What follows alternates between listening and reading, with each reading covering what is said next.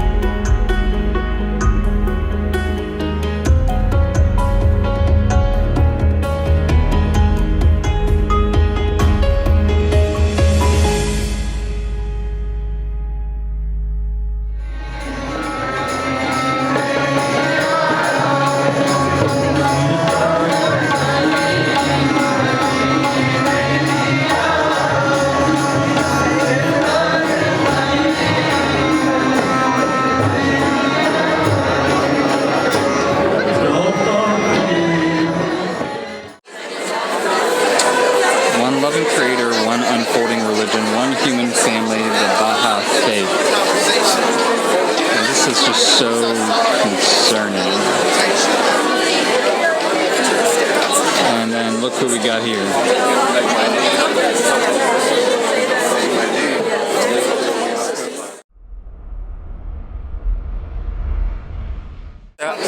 I've gone to a whole bunch of different tables and everyone loves the event here. I'm just curious, paganism is different than I think a lot of the religions. So you've got the three world religions, right? So the Jews, the Muslims, and the Christians. And there's a lot of tri-faith initiatives which say their roots are all in Abraham. So there's like some common ground. How has paganism been welcomed here?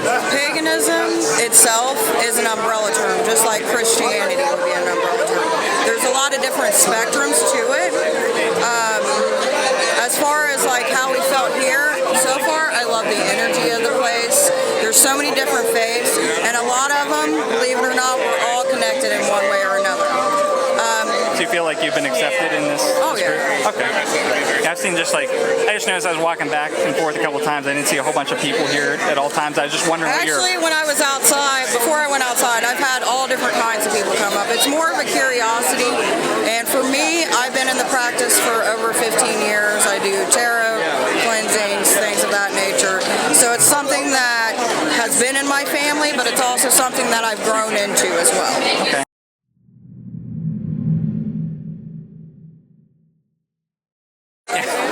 So, what do you think about the whole interfaith movement? I think it's amazing, and I think it's unique. It doesn't happen in every city in America, and I think it says something that's really special about Cincinnati. I think it's just an amazing collection of people who are passionate about what they believe, and that are passionate about respecting other people.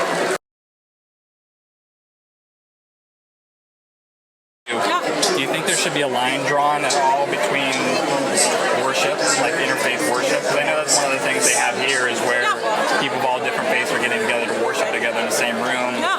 Does that feel unsettling to you? Are you okay with it? Or? No.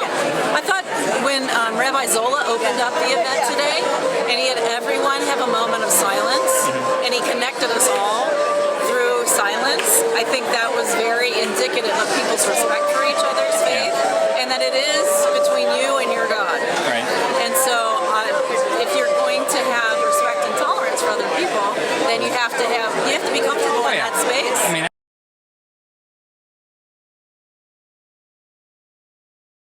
right, so I guess the thing, so me and my blog, I actually have more of like a prophecy focus, end times focus. And I guess the thing that's a little bit disconcerting to me is in like 2 Thessalonians as well as like Revelation. So 2 Thessalonians, it talks about that there would be some antichrist figure who would exalt himself above everything that's called God. I don't think he's here. Worship.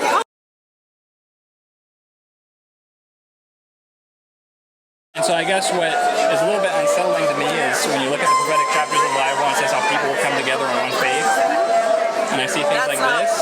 That's not what this is about. You don't believe this? I absolutely am positive that's not what this is about.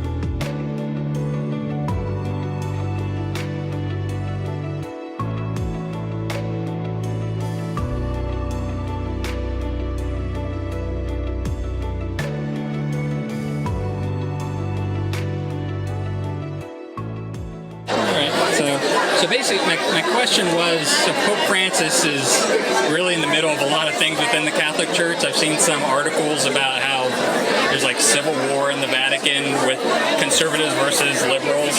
And so I was just curious from a Cincinnati perspective and some of the Catholics that you talk to and you converse with, do you see tension about Pope Francis, whether or not people believe he's liberal and he's changing doctrines he shouldn't be changing?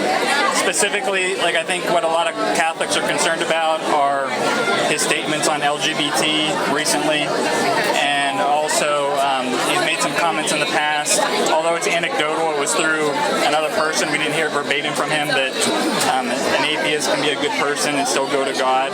So I'm just wondering, in the circles that you're in within Cincinnati, do you see a conflict between Catholics about Pope Francis, or do you have the general sense as to what the conversation is like? And there is, among some people, a tension around Pope Francis. I think part of it is because of their own personal beliefs, but let us remember that there was tension with the past 2 popes as well, among other Catholics also. I think that points to the fact that sometimes we as Catholics, or we as human beings, like to look at those people who choose their teaching according to our particular teaching. And I think one thing that has been consistent throughout the Church is that the basics of our Catholic faith, the basics of who we are as Catholics and what we believe, is consistent. There might be some dissension and disagreement among the people, but when it comes to the hierarchy in the Church, and particularly the Holy Fathers, that there is a consistency that flows through them, even though the times are changing and look like they're changing, and popes have to address things in their own personality way. Okay, thank you. one more question. So there's a lot of Muslim-Catholic dialogues, and obviously Pope Francis led the way with that. Also in your circles, is it pretty much accepted, the bridging of faith between Muslims and Catholics? Although it looks like Pope Francis was the first to do Muslim and Catholic dialogue. John Paul II. I mean, John Paul II began it with a whole gathering of leaders from around the world, of all the world religions, way back when. And when he did that, there were many, many Christians who challenged him on doing that and feeling that he was a betrayer to the Catholic faith. So again, I go back to the message I said earlier, that sometimes we like to interpret what the popes are saying or how we want to believe what they're saying based on what we want to believe, and not really looking especially at what Jesus had to say in the gospel.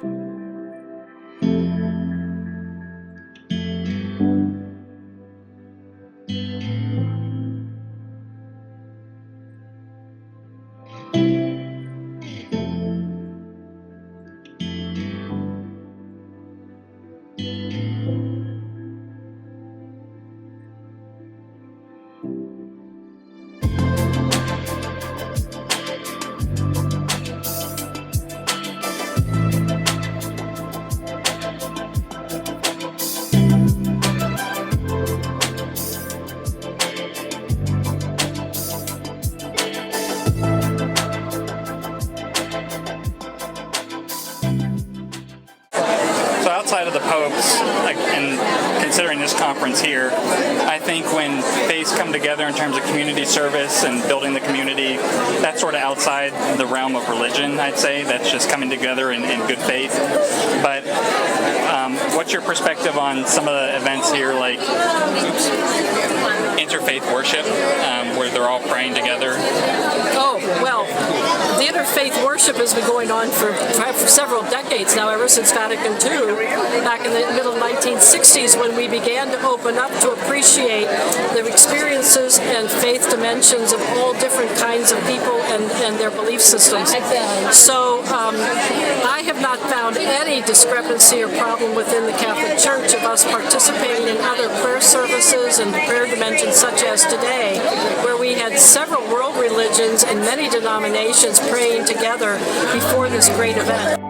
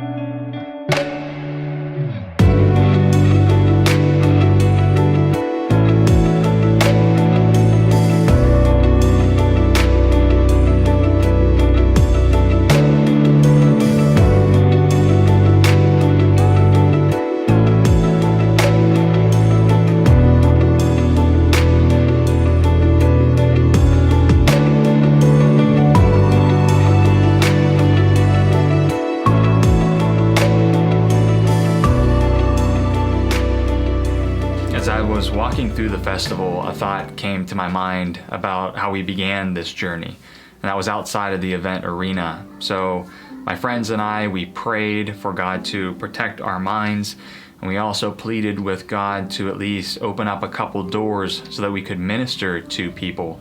I had a very specific goal for us, and it was what I thought was an easy goal.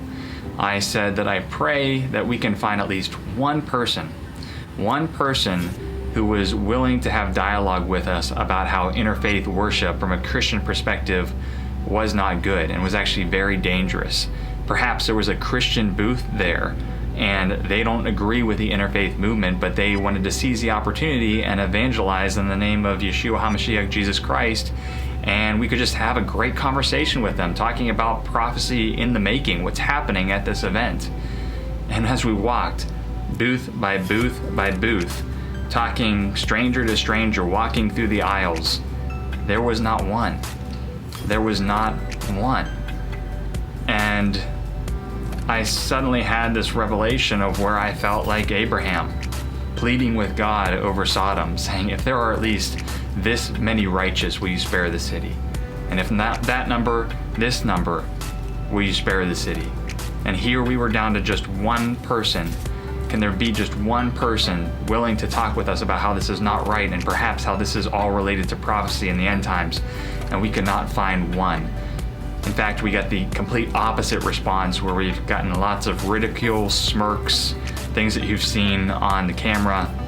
And by the way, myself and Jamie and Dwayne and Maya, who you meet in a little bit, we all have very humble and meek attitudes. We don't preach from a loudspeaker. We just went in there seeking to understand and giving our own point of view in the spirit of love. We were not pushy, we were not aggressive, and yet people treated us differently because we were saying how it was a risk for a Christian person's faith to be mingling in worship together. Guys, if you see this movie, and there's much more to come, you have to understand there are a lot of things in the making. Open your eyes to see the mass animal deaths. Open your eyes to see how the number and magnitude of earthquakes is increasing. Volcanic eruptions are increasing. Our natural disasters like hurricanes and tornadoes and floods is increasing. The geopolitical sphere, with everything going on in the Middle East, Syria, North Korea, the political turmoil and the social turmoil here in the United States, with cop versus citizen, black versus white, Muslim versus America. There is division all over the place, and it seems to be peddled by the elite, by the politicians. We see lots of prophetic things happening all over the world, not to mention signs in the skies like the blood moons and the solar eclipses, which I and many other Christians believe are warnings from God, and yet people's hearts are hardened to where they do not see these things. And so I implore you, please share this video with your pastor. Show them that these interfaith festivals are spreading all across the United States. This one that you're seeing right now is in, I believe, Indianapolis, Louisville, and now Cincinnati for its first year. There are similar events all through the United States called Tri-Faith Initiative, or under the guise of different names.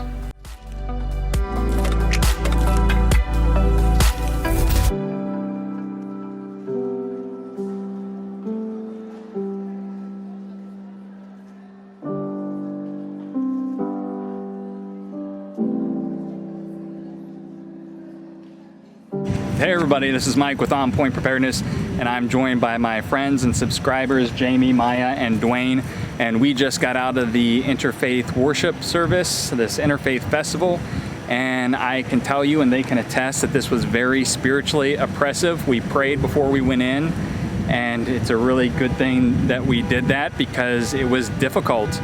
I think everyone in there's heart was hardened. We tried to minister to as many faiths and people as we could, but no one was having any of it. Now, we did plant seeds. It's not to say that those seeds might bear fruit later on, but we didn't see any immediate fruit from our ministry to these people, spreading the good news. It was just absolute spiritual wickedness, and you'll see that through all the pictures and video that I've taken. And it's just really disheartening to see this spread all across the country, and it's embraced in a spirit of culture. That's one of the things that almost every single venue or vendor that I talked to said was, this is all cultural. This is all just understanding one another, even though there's interfaith worship prayer services. And so again, I'd like my friends to maybe just say, you know, what they thought about this, and we're really all on the same page. So maybe Jamie, if you, I don't know, what do you think about this whole thing? I think it was sad. Yeah. Their hearts were hard, and they weren't even trying to. They don't understand.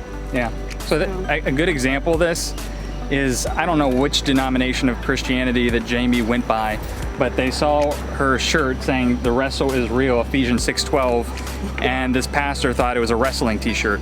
Yeah. And she said, "No, it's talking about spiritual warfare versus the flesh." And he's just like, okay, like nervous laugh. I don't know if he even knew the passage, but it was sad. And I think maybe the most sad part about it was how many children were brought in, and there was lots of festivities for the children. And in fact, I talked to a Christian pastor who was in here, and again, he was peddling the message of all this is in the spirit of understanding one another. It's in the spirit of just getting to know each other and strengthen the community and our values. But then I asked him, what about the Tri-Faith initiative? What do you say about the fact that Muslims, Christians, and Jews say that we're all worshiping the same God? Don't you think that this is watering down the Great Commission, that you're no longer going to preach the gospel, you're no longer going to preach the name of Jesus Christ, because technically, according to that theology, you all worship the same God, so there's really no reason to evangelize.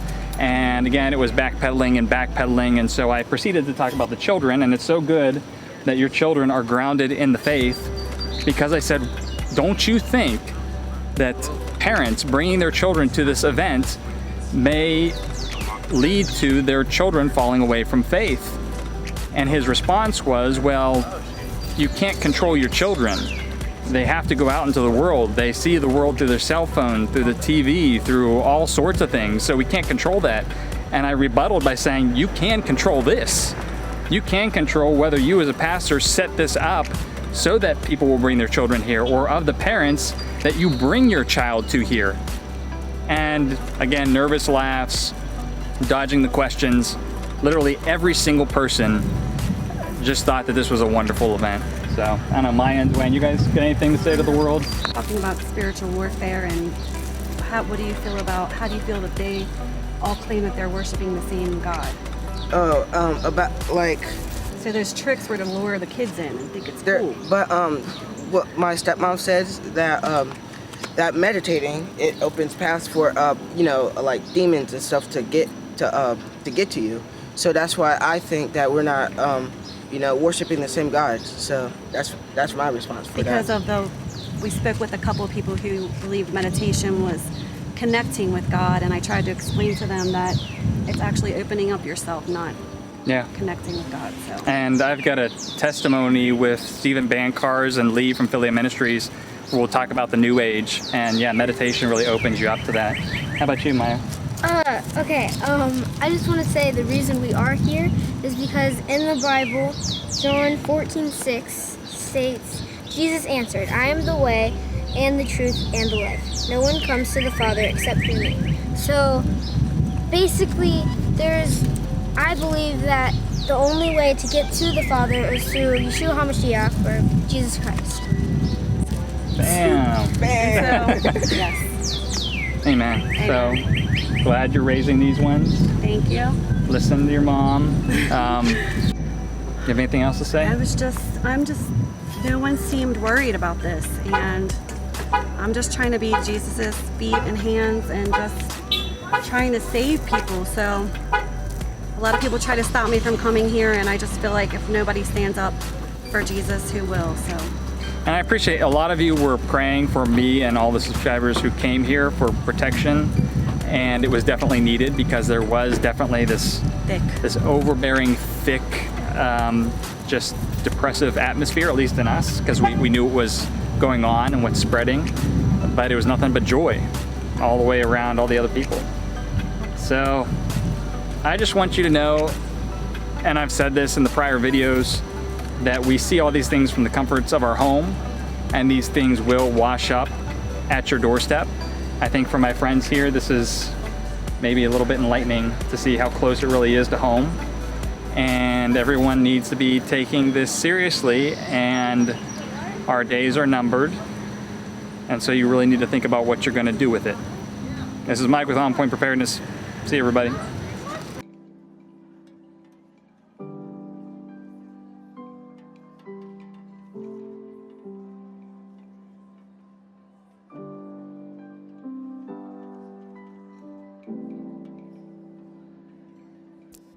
you